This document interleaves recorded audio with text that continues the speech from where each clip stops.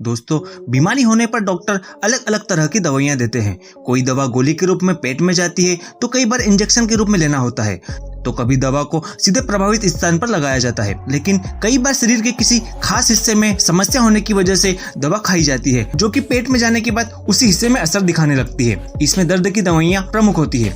आखिर दवाइयों को किससे पता चलता है कि उन्हें किस स्थान पर जाना है? आज दुनिया में हर बीमारी का इलाज है। दुनिया में आज कोई भी ऐसी बीमारी नहीं है जिसके इलाज की दवा न हो।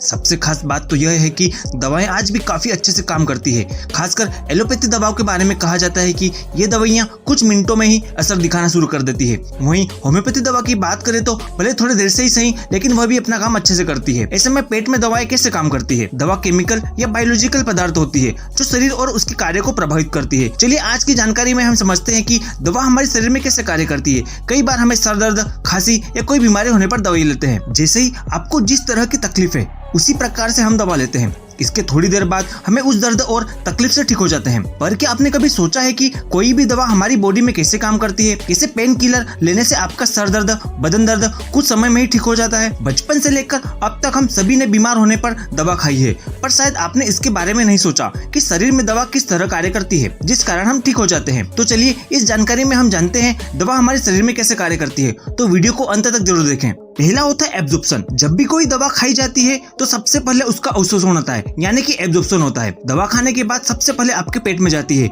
जहां पर छोटे छोटे कणों में टूट जाती है और ये उसके बाद छोटी आंत में आ जाती है। छोटी आंत में पित्त और अग्नाशय के स्राव दवा के साथ मिल जाते हैं और छोटी आंत की सतह पर छोटी छोटी सिलवटें होती है जिन्हें वेसल्स कहते हैं। सभी वेसल्स में ब्लड कैपिलरी होती है। यहीं पर जो हम खाते हैं उसका अवशोषण यानी एब्जॉर्प्शन होता है। दवा का अवशोषण तब होता है जब वह खून में प्रवेश करती है और खून में दवा का एब्जॉर्प्शन होने पर यह पूरे शरीर में फैल जाती है। तो यहाँ पर हमारे शरीर में दवा का एब्जॉर्प्शन वाला प्रोसेस कंप्लीट हो जाता है। दूसरा पॉइंट आता है डिस्ट्रीब्यूशन। दवाएं एब्जॉर्ब होकर हमारे खून में चली जाती है, जहाँ पर ब्लड प्लाज्मा में एल्ब्यूमिन नाम के अणु होते हैं। एल्ब्यूमिन पोषक तत्वों से जुड़कर दवा को पूरे शरीर में पहुंचा देता है। जब भी कोई दवा का अवशोषण ब्लड में होता है तो वह एल्ब्यूमिन के साथ मिलकर पूरी शरीर में डिस्ट्रीब्यूट हो जाती है। कुछ दवा की मात्रा जो एल्ब्यूमिन से जुड़े हुए होते हैं उन्हें लीवर फिल्टर करके शरीर से बाहर निकाल देता है। केवल कुछ शेष दवा शरीर में फैलकर अपना काम कर पाती है। तो यहाँ पर दवा का वितरण कैसे होता है ये हमने जान लिया है। अगला पॉइंट आता है मेटाबॉलिज्म। दवा शरीर में कैसे काम करती है यह इसका अगला पड़ाव है। मेटाबॉलिज्म दवा की यात्रा का अगला पड़ाव है। दवा नस के माध्यम से लीवर तक जाती है और लीवर एक फिल्टर की तरह कार्य करता है। दवा को शरीर में फैलने से पहले मेटाबोलाइज कर देता है। दवा की बहुत कम मात्रा ही आगे बच पाती है और इन्फेक्शन वाली जगह पर पहुंचती है। आपका शरीर दवा को इतना फिल्टर करता है कि उसकी ली गई मात्रा का 68% ही चोट या इन्फेक्शन वाली जगह पर कार्य कर पाती है। इस प्रतिशत को दवा की बायो अवेलेबिलिटी कहा जाता है। अगला पॉइंट आता है एक्शन। हमारे शरीर में दवा कैसे काम करती है यह उसका अगला पॉइंट है। दवा हमारे शरीर में अब उस जगह पर पहुंच चुकी है जहां पर हमें चोट लगी है या इन्फेक्शन हुआ है। यदि हमें चोट लगी है तो वहां पर प्रोस्टाग्लैंडिन नाम का एक केमिकल बनता है जो सूजन पैदा करता है। प्रोस्टाग्लैंडिन स्किन में मौजूद नसों को सिग्नल भेजता है जो दर्द को एहसास देने के लिए जिम्मेदार होती है। दवा के अणु प्रोस्टाग्लैंडिन के माध्यम से चोट वाली जगह पर पहुंचकर अपना काम करने लगते हैं, जिससे सूजन कम हो जाती है और दर्द का एहसास भी कम हो जाता है। तो इस तरह से दवा अपना काम करती है। फिर अगला पॉइंट आता है एक्सट्रैक्शन।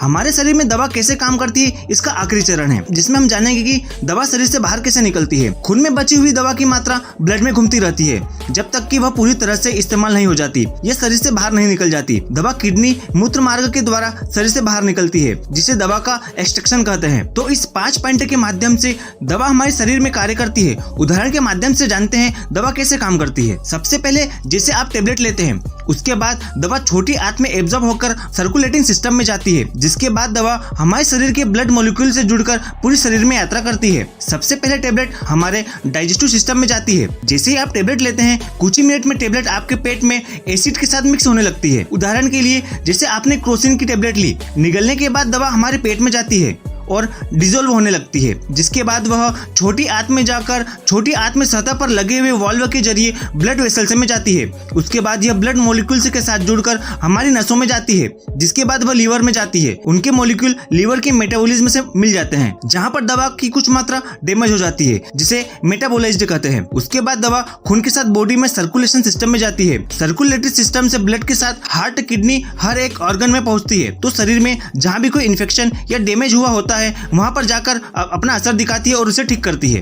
तो दोस्तों, आपने जाना कि दवा हमारी बॉडी में जाने के बाद कैसे काम करती है। ऐसे ही रोचक जानकारी पाने के लिए अभी हमारे चैनल को सब्सक्राइब करें।